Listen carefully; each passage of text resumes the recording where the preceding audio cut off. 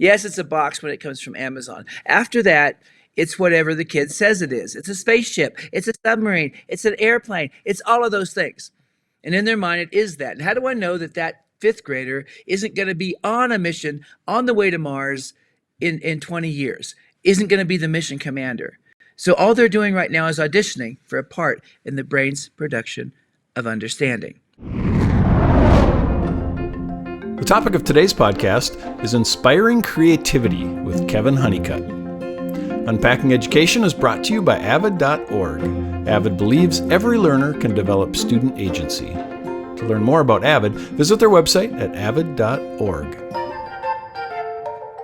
Welcome to Unpacking Education, the podcast where we explore current issues and best practices in education.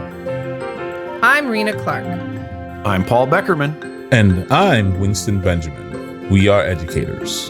And we're here to share insights and actionable strategies. Education is our passport to the future.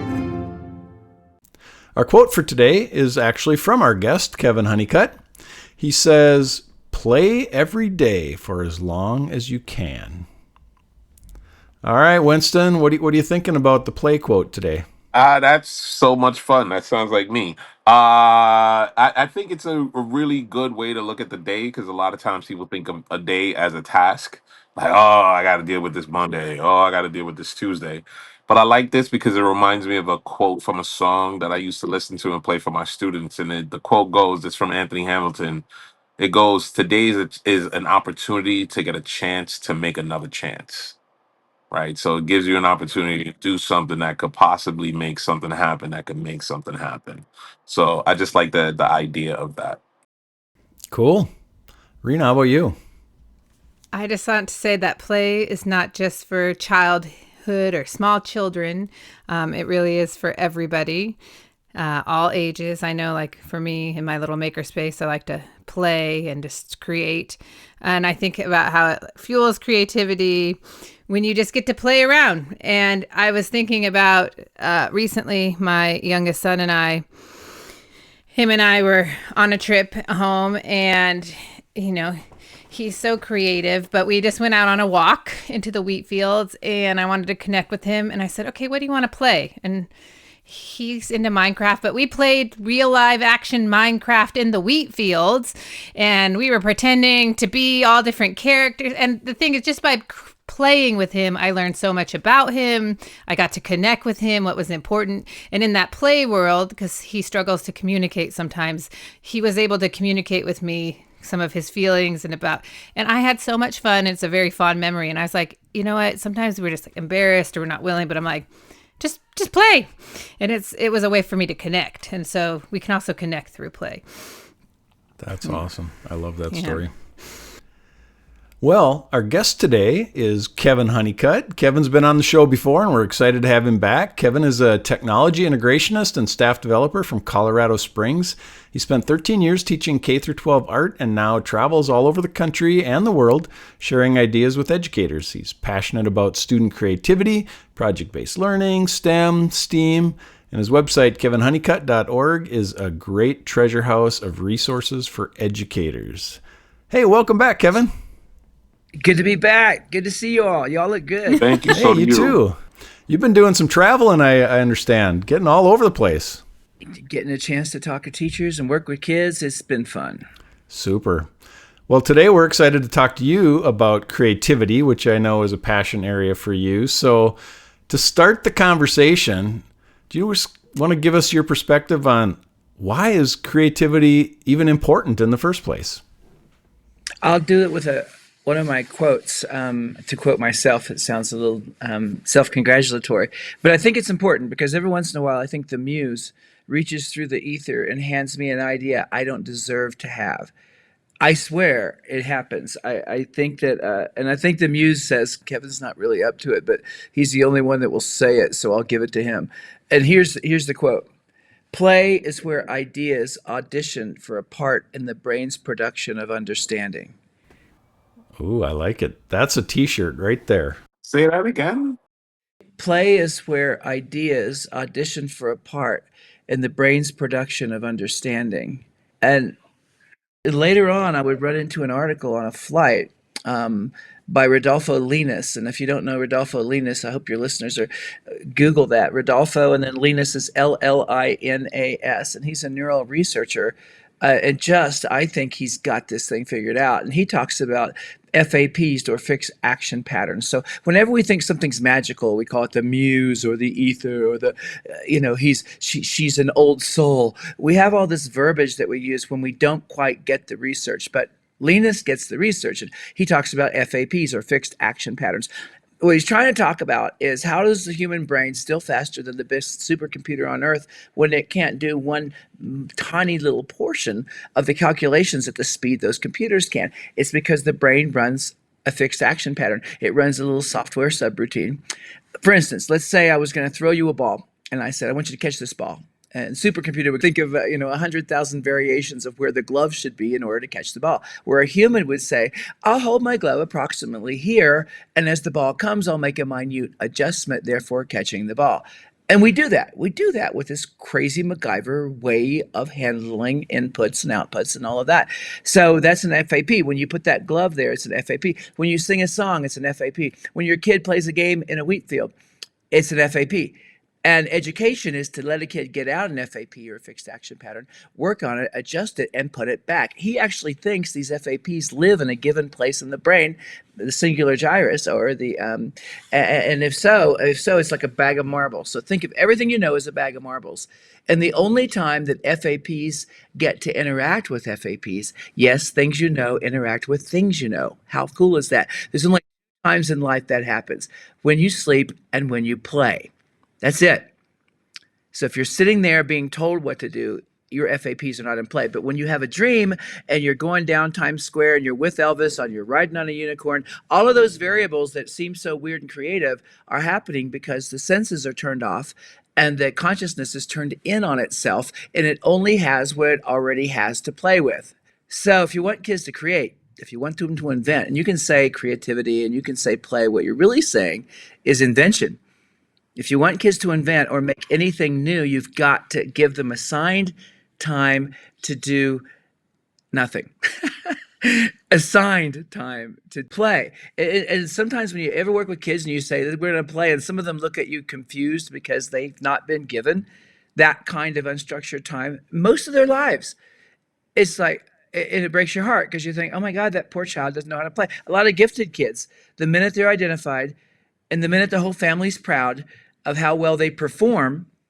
A dolphin loves to play, but it'll also be in a show and do the same thing every day for tourists. I'm afraid that we're making captive dolphins out of our children. There's my start. I mean, wow, that's a great start. I'm still stuck on the audition quote because that is impressive, right? And just the idea of, like, I appreciate that because that allows me to really accept that students are willing to try new things. So as you're saying this audition, how the thing that I want to try to shift it into is supporting teachers to use technology, because sometimes it's so rigid, right? How do they use technology to inspire and facilitate that creativity in the classroom? Because as you said, sometimes I gotta structure everything, give every student a chance. So how do I, as a teacher, get some idea to allow for students the space to be creative and invent in class? First of all, good question, because if we don't think about this, it won't happen. It won't accidentally happen. We have to tell ourselves, well, ask ourselves a question. Do we ever get to the last chapter of the book anyway? And if we don't, then it might not be as sacred as we think. Okay, that's one. Two, do kids ever get bored and they sit there and endure what we're doing to them, not with them, to them? So how many days of school did you go to that you remember none of? And if that's a lot, then what was that?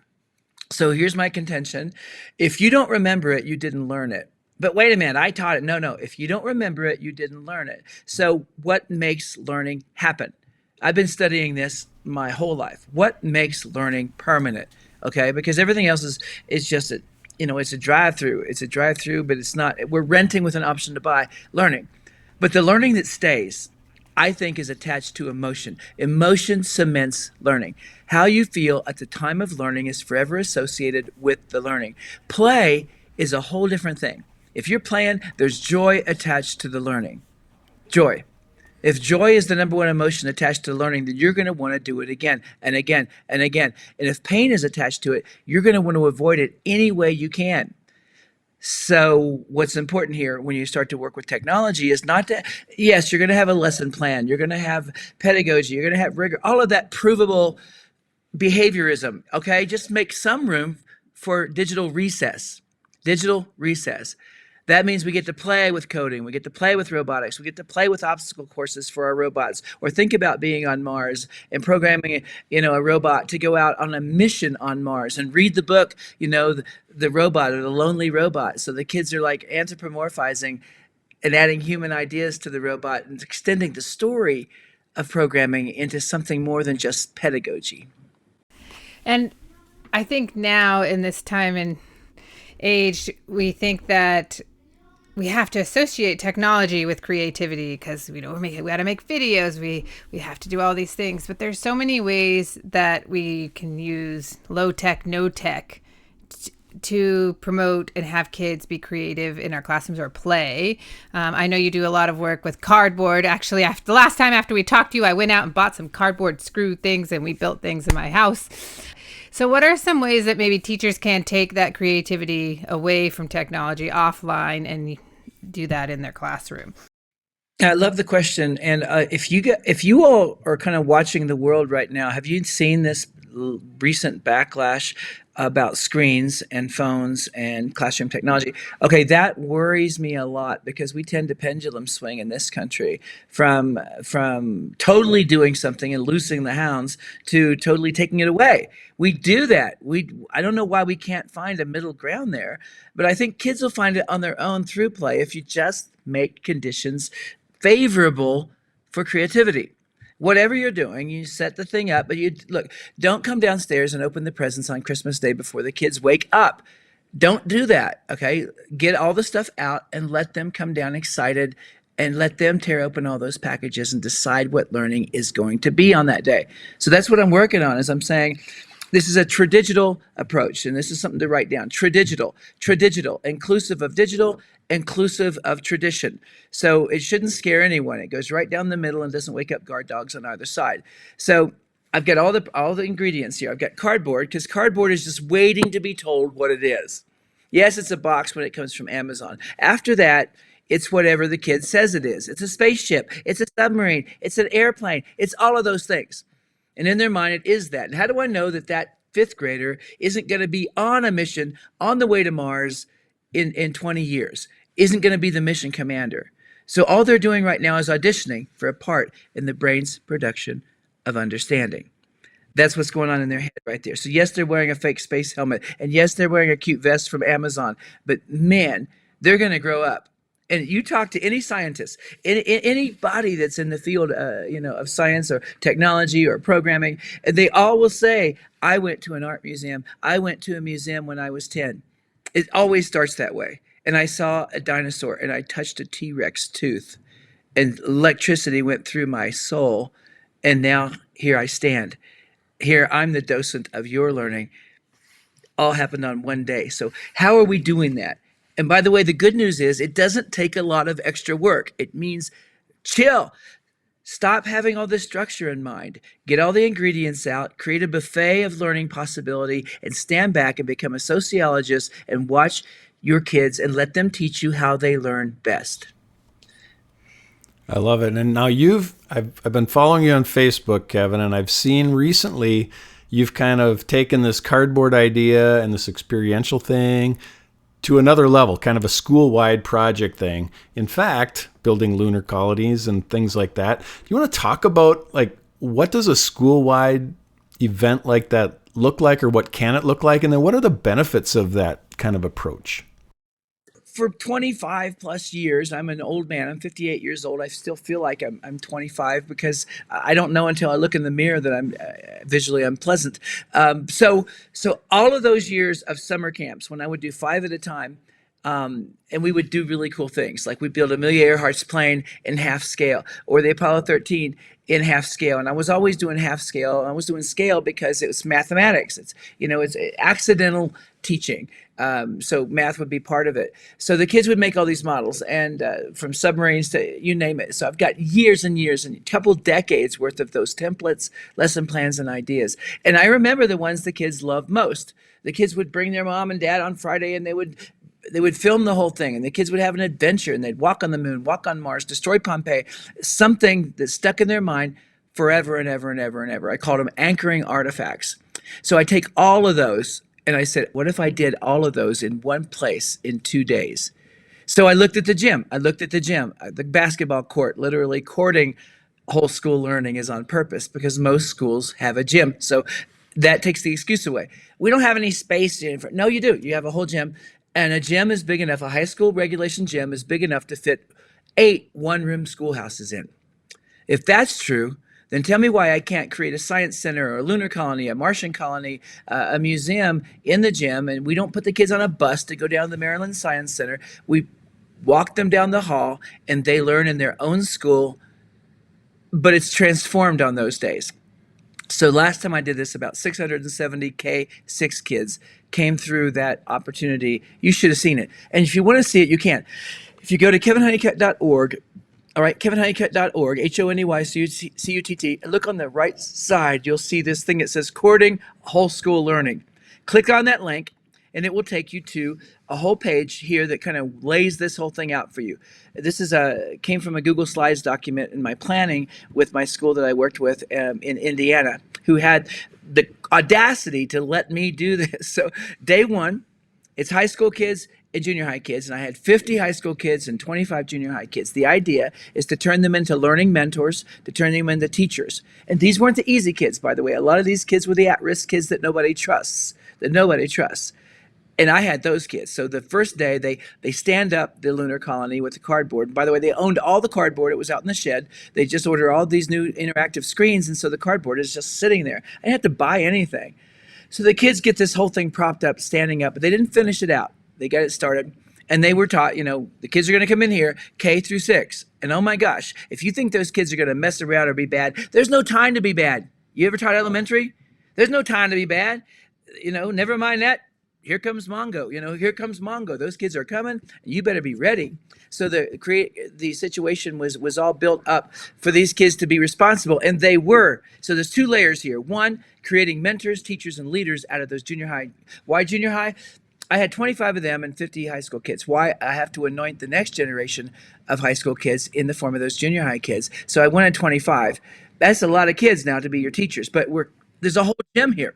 Now go scroll down that page, you listeners. If you're already on my page and looking, you'll see I've broken that gym down into quadrants, little areas. And in those areas is where different learning happens. So over here, it's robotics. And if you've got VEX, do that. If you don't have VEX, here's a supply list of all the things you can buy so that when we're done, you get to keep all of that STEM stuff.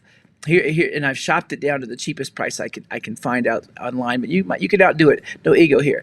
Okay, so now we know where the learning is going to occur, and like an amusement park or Worlds of Fun or Six Flags, the kids want to ride this. They want to ride the wooden roller coaster. They want to go on the water feature, whatever that is. I want to do the 2 blocks. I want to do the hands-on. I want to do the NERCs. And they get to choose. Now, here's the sad part.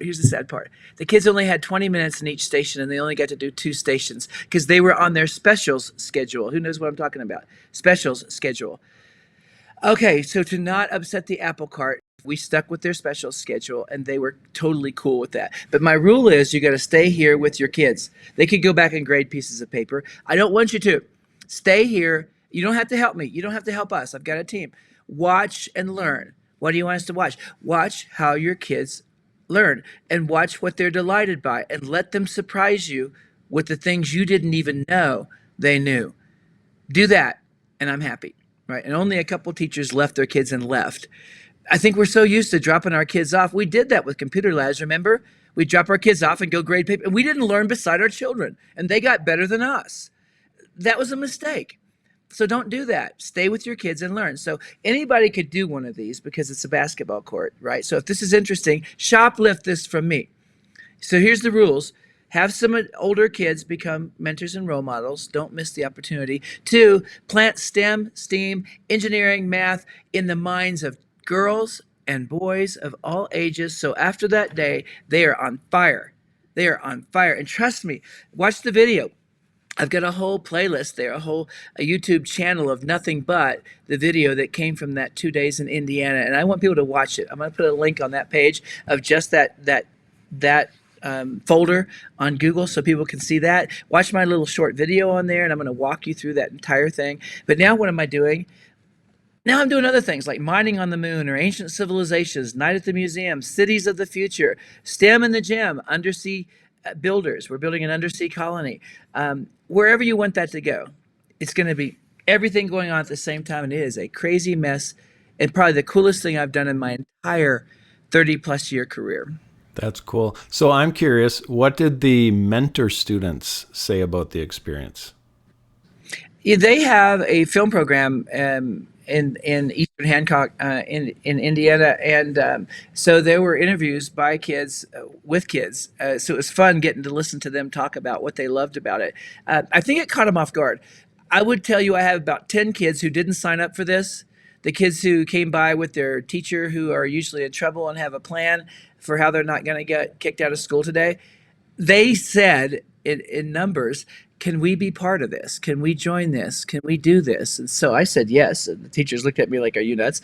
And they lived up to that expectation. I think they felt proud that they were the role model for those little kids. And you should have seen how wonderful they were. And there were certain rules, like if you see a kid walking around Disneyland crying, go get them. Take him and introduce him to Mickey Mouse, but don't leave him standing there. So the kids were on the lookout like border collies for lost sheep. You should have seen it. Some of these kids are lost themselves. The best way out of darkness is to make your own light. We made our own light for 2 days. That's so cool.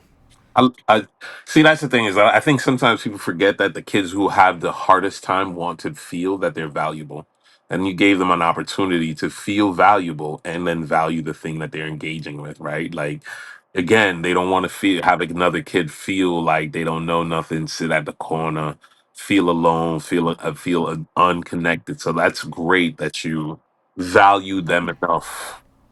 That is a beautiful thing that you observed and said just there, my brother. That is beautiful and it's true, right? If you've ever worked with at-risk kids, you know, a kid will save you when they don't know how to save themselves. And so you give them that moment and you anoint them, appoint them, and disjoint them, and you make them important. Now, that was for 1 2 day period. Why isn't this every day at school? Why do we put them in a special class and make an accommodation plan and let them know there's something wrong with them? They are broken in some way, they are less than in some way. Make them leaders. They will rise. I have seen it. We've all seen it. Will they mess up? They always do. All of them do. Get over it. Shake it off. They're kids. They're gonna mess up, man. Like even adults. That's right. If we're honest, yeah. You know what I mean? Like, and that's the part that's really hard is like adults, we're not honest as we are in play. So I appreciate that you're continuing to like recognize the value of the honesty. Like, yo, I messed up. Like, my bad. You know what I mean? Like, let's do it again. Let's try to make it work. And I think that there's a bit of that that's also intrinsic in play. No one teaches us in college to role model vulnerability and to role model imperfection. I think I think the safest place to be in front of kids is you with fidelity. So say, yeah, I messed up. Then they're like, okay, then that's part of the thing. Yes. How many light bulbs did Edison make before one stayed on? Mm. Right. So he was allowed to mess up, allowed to fail. And I think in a situation like this, it's cardboard. No one is married to it. Okay. We're all dating this concept. So it can be fun. It can be loose. Don't draw dark lines because they don't erase. Draw light lines and erase and change, and fall in love with iteration. Mm. So I got one thing. So like one, I think everybody in this crew on this thing right now, we love music. We're into music. We play music. We do something with music. I hated school as a kid, even though I was good at it because my parents put a fear of success in me, which was needed. But there were times when I was like disconnected, right? And the things that I remember from a childhood is every single song. I can repeat every line that I ever listened to from the age of 10 to 23. My question is, how can schools bring music into that creativity process for learning? So first things first. Number one, support your music programs that you already have, and love those, and value those, and sing about those to your taxpayers. I say people support what they've learned to be proud of, and we've got to work on that. That's number one. But number two, not every kid's going to do it the conventional way. Not every kid's going to be in band. Not every kid's going to be in choir. So make lots of places for music to happen. So the first thing I think you have to do is you have to admit how powerful music is. And here's why I think it is. I'm going to give you my theory, not burdened by research. Ready? Music is by its nature temporal. Now let's hang with that concept for a minute. We are temporal learners, but we don't talk about temporal. What is temporal, everyone? Temporal is the passage of time concurrent to learning. The passage of time concurrent to learn. This matters because things are inculcated, they're put into the brain in that order, as if we're cutting an album in wax. We're cutting an album, an experiential album in wax, and it plays at a certain tempo, a certain time signature. So when I rewind the learning, and by the way, if I can't rewind the learning, I didn't learn. Wah, wah, wah, wah, wah, wah, wah, wah is not a good single. No one's going to buy it. Good luck with the album art. That's not working. But it's that crazy teacher, that Courting the Cosmos, or that crazy teacher that's teaching chemistry, and she blows up that thing, and everybody in class is like, every song needs a hook, and every lesson needs a hook. And that kid needs to set their own hook. We think we can set the hook. You know every fish. You know every fish.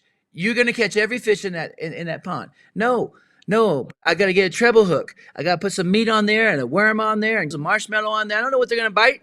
I don't know what they always say. What are they biting? I don't know yet. Well, that's why I'm using everything. I'm using everything, right? And so when they bite, I gotta be ready. So with music, I want lots of ways to approach music. You want to rap? I'd love for you to rap. You want to do slam poetry that leads to rap? Well, we can do that. Or maybe we just do slam poetry. It's got its own tempo, its own timing, its own thing, right? But I got to broaden the definition of the on ramp. What is it that makes it real, right? And if I can't do that, now that can happen, by the way, in any classroom. That can just be in every STEAM room, and I say STEAM, not just STEM. STEAM includes art, and music is art. Okay, so where's your music production station in that steam room? There should be that too, right? It should be a microphone over there, always out. PA system, mixing board, whatever software you're using. Music creation should happen as often as coding, programming, robotics. Music is one of those things. So just add that in there. And I promise you, if I could play a song right now for you and take you back to your 5th grade year that quick, and you're there with fidelity. You're in grandma's house listening to Motown, and you're standing there smelling grandma's biscuits, because when you learn something with love, every adjacent thing happening at the same time is also written into your memory with it. Everything. Everything beside it. Grandma's house, the smell of that mildew, smell like church basement coming from grandma's house, because she has that smell. You know that smell? She warms the house with gas, and it has a certain smell. That old person, the old person smell. Old person smell is mixed with biscuits and gravy and a little bacon. That smells like love. And that's Motown for the rest of your life. That is Motown, right? Because you allowed music to be the background track, right? So we need to have that background track in every classroom, and kids should be creating that. It keeps getting quiet. I'm all done. Everyone's like, okay. Nah, I mean, I think what we're doing is, like, again, you're asking us to, like, process things that is sometimes outside of the expectation of the way we were taught. I sat and get, Mm. you know what I mean? So just having this idea of breaking the fourth wall is like, oh, true. You know what I'm saying? Like, even that is hard. So And I'm watching you take out your guitar, and I swear I saw somewhere that this was like a 3D printed I was like, deal. yeah, it looks like a 3D printed guitar.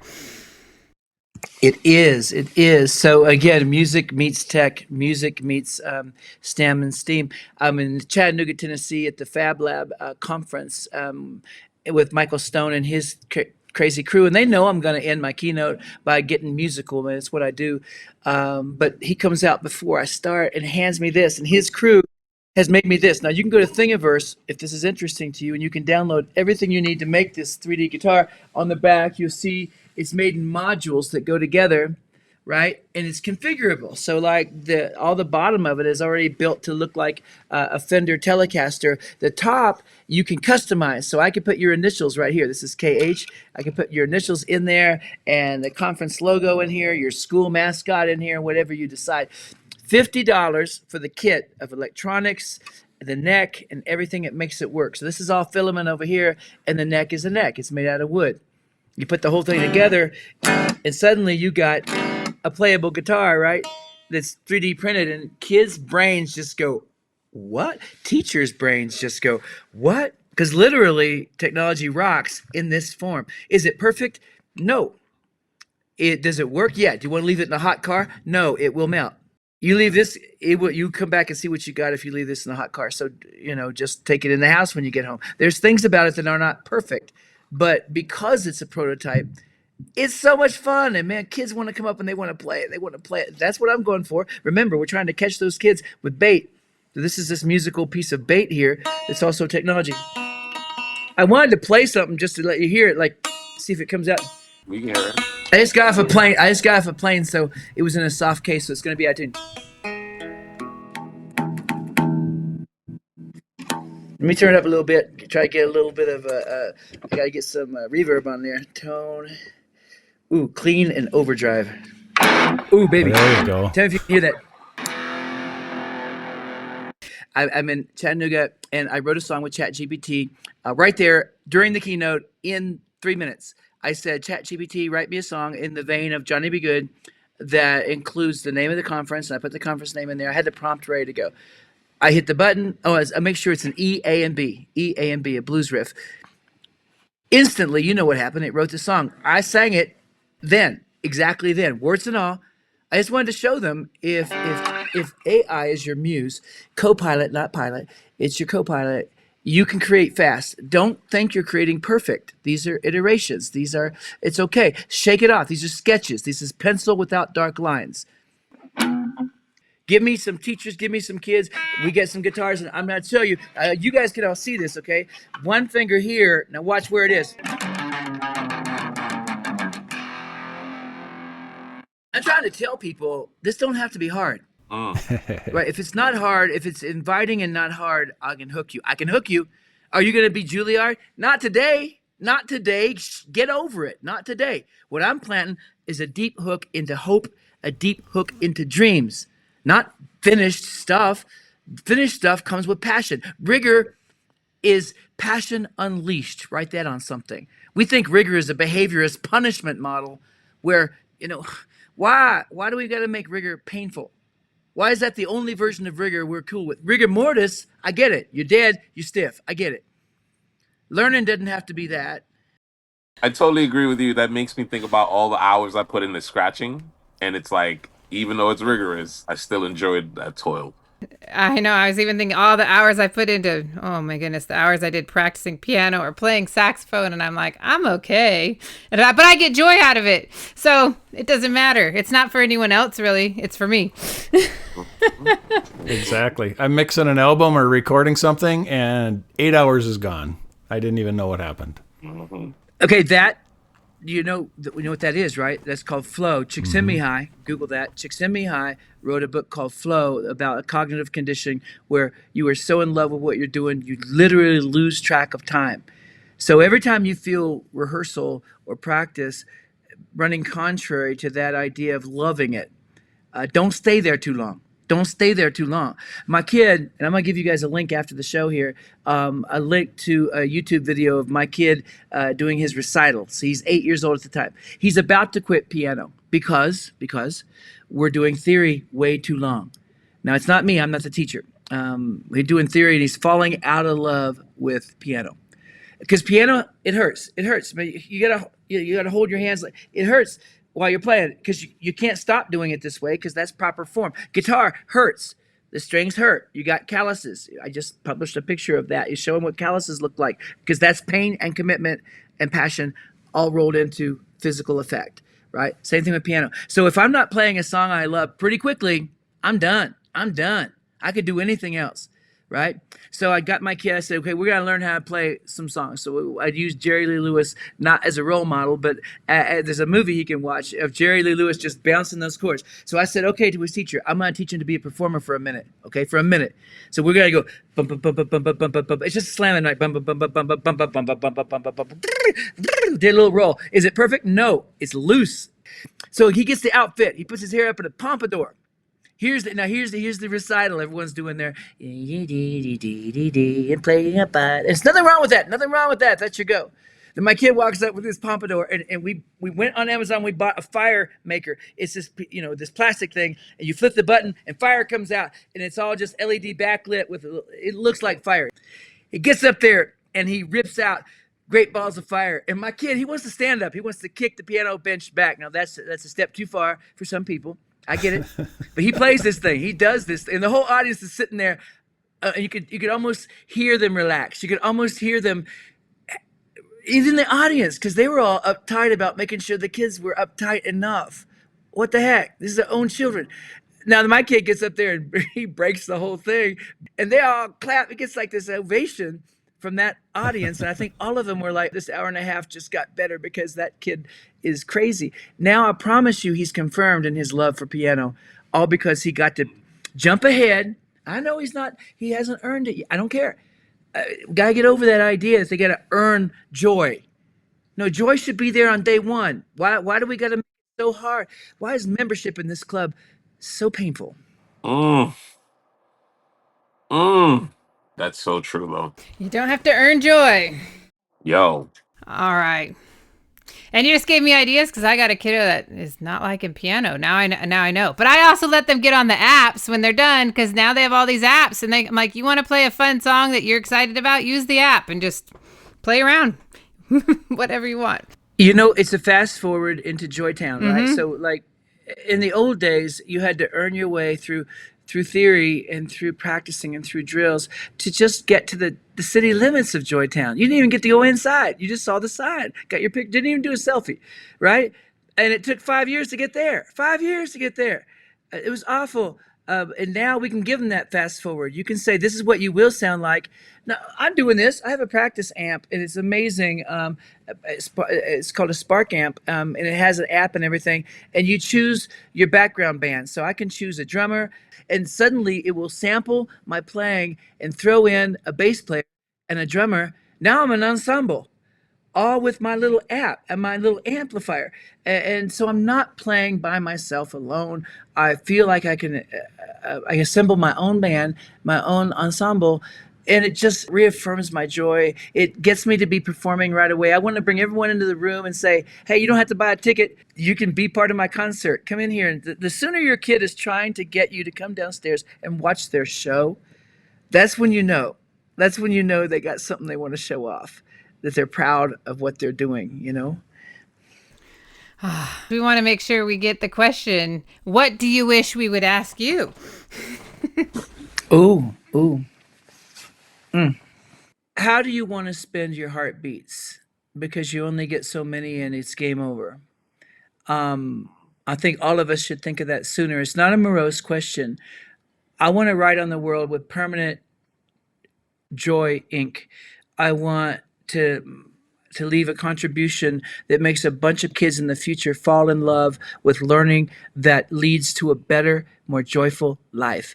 And so whatever that looks like, there's no one answer to this little question, right? There's a million ways. It's more of a buffet and less of a happy meal. It's a buffet of everything on the menu plus more. So you lay it all out and you watch kids. When I have kids hitting me up on Instagram that are 35, 40 years old, and I'm a 58-year-old Yoda right now living on Dagobah down here in my basement.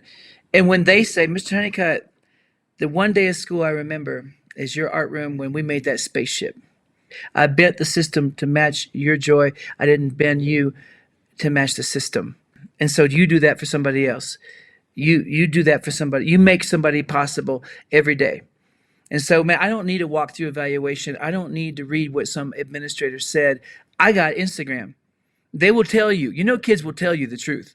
Now, I'm at the age now where, hey, young Jedis, hey, let me tell you, joy works. Joy works. So first, conditions favorable for learning that are tied to joy, whatever that looks like. Make room for every kid to be kind of pre-amazing, and get out of the way. Create an opportunity for them to perform. Create an opportunity for them to be Jerry Lee Lewis. Let them set the piano on fire, right? Not for real. So I've made a commitment to myself today, and I think a lot of my friends are doing this right now. Is I'm going to make a commitment to build something new in my life that makes me proud and gives me joy. So I'm gonna start into my next book, and I'm gonna get done because that gives me something. I know I'm making the world better. It gives me a placeholder in which to put my dreams and joy. And I want to do this with everybody. I want to do this with every kid that I work with. I want us to concentrate on making this world a better place. If we pour ourselves into that, good stuff is going to come next. So that's my recommitment to myself right now. Is I'm going to write that next book. I'm going to write some more music.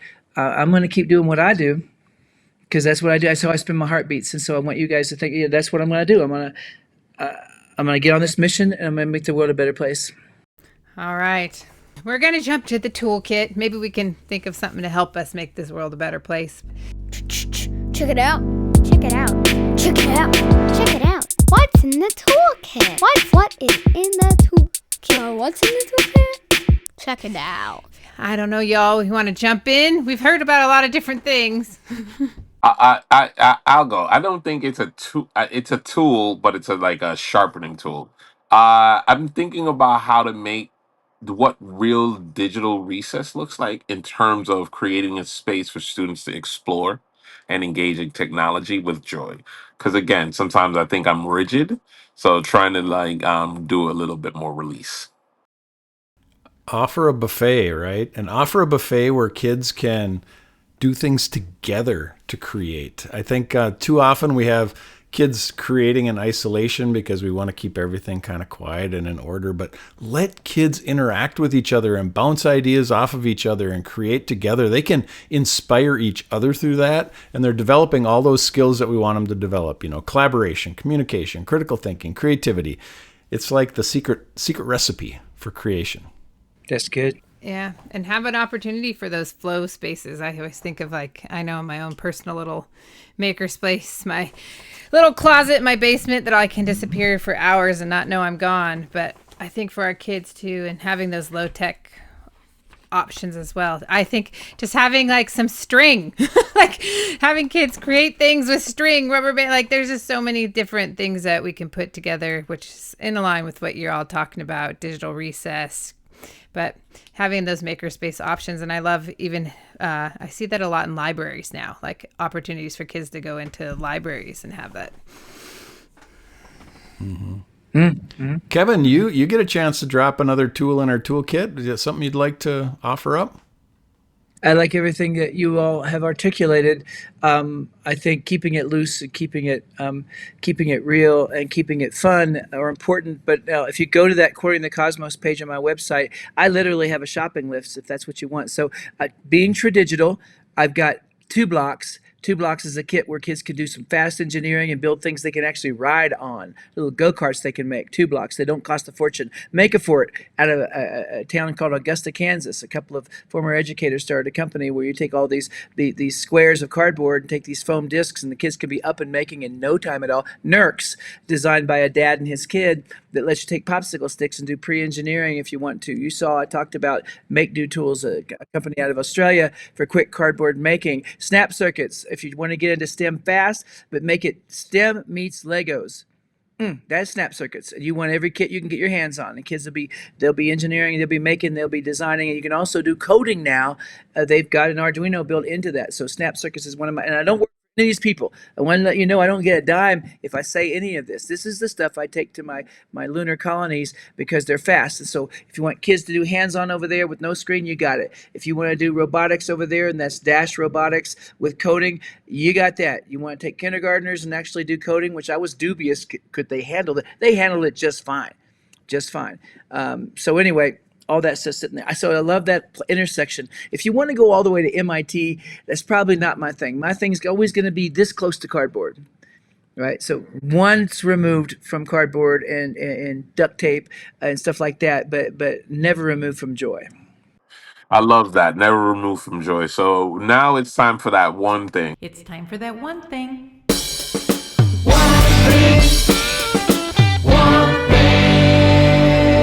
for that one thing. It's that one thing. What's that one thing that's still bouncing around in your mind that you're taking away with our conversation? Paul, what are you thinking about? It's kind of just what you two both said about the joy thing. That's really hitting me. Kids should not have to earn joy. You know, it's always frustrated me that the students who struggle have to go and do extra remedial work, and they don't get to do the enrichment activities where the kids who got to get to do. Kids should not have to be earning the right to have that joyful experience, because it's maybe more important for those kids than anybody. We need to make sure that all kids get those experiences. That's just really hitting me today. Yeah, right. And those are the ones who we want to come to school. So if we give them a little joy Yeah. at school, they'll come to school, right? Right. If you give them 10 more worksheets, they're not going to come. At all, right? No. Marina, what are you thinking? I think directly connected to that whole idea of emotion cementing learning. So if I have those positive emotions around it, well, that's going to cement my learning, those experiences, everything we've talked about today. And I'm going to go outside the lines because I'm going to do two things. But I'm going to say that the pencil without dark lines, I just love that as a motto. As Kevin picks up his pencil. Paul wrote down one of the things that I was trying to remember, but I'm glad you wrote it down because now I get to say it in two ways. Play is the only time we invent is the thing that I'm thinking about. And that connects to the thing Paul wrote down. Rigor is passion unleashed. So if we allow students to play and invent, then their rigor will be unleashed and they'll do all the hard things that they need to do because they love it. So that's something that I'm walking away. Kevin, what do you want to throw in? What's one thing you want us to think about as we walk away? All right. Let's pretend that this podcast episode unleashes a new book. And all of you people listening right now, if there's not enough fodder here to pre-write your book and get started, you weren't listening. So listen to it again, rewind again, because everything's on the table right here. But we need a book that's all about this, right? That learning and joy are one thing, not two separate things. There should be joy. And anyone who's taught for any amount of time knows exactly what I'm talking about. Those kids that don't care, they're not going to care by making it harder and more painful. But there's a way to get them. And anyone that's done this for a while and had success with those kids knows what I'm talking about. You can flip a kid in an hour like you flip a house, but you've got to do something other than theory and pedagogy. You got to focus on joy. Right? Kids will self-identify what they love if you make joy possible. And we all sit back and try to be Nostradamus, and we try to make an accommodation plan. We try to do differentiated instruction, and we can't divine what makes that kid tick. What does she like? Stop trying to be clairvoyant. Create conditions necessary for joy to happen in learning and get out of the way, and she will teach you what she loves. Love it. All right, Kevin. If somebody wants to get to your website, what was the web address again for that? I'm Kevin Honeycutt everywhere. So if your go is LinkedIn, if it's Threads, if it's Instagram, you can find me. And I relentlessly publish every thought I have. There is no mystery in my crazy ADHD life. But if you go to Kevin Honeycutt, HONEYCUTT, kevinhoneycutt.org, everything I have is there. If you just click around, you can go deep on one evening and look at a 30-year career all in one junk drawer. And then hit me up if you want to do something. If you want to have a Zoom call and just talk about how do we begin to do something open-ended that kids will love, that will be legendary in your community. I want to be part of that. So let's talk. Awesome. All right. Well, let's all go forth and find some joy, right? Thanks for listening to Unpacking Education. We invite you to visit us at avidopenaccess.org, where you can discover resources to support student agency, equity, and academic tenacity to create a classroom for future-ready learners. We'll be back here next Wednesday for a fresh episode of Unpacking Education. And remember, go forth and be awesome. Thank you for all you do. You make a difference.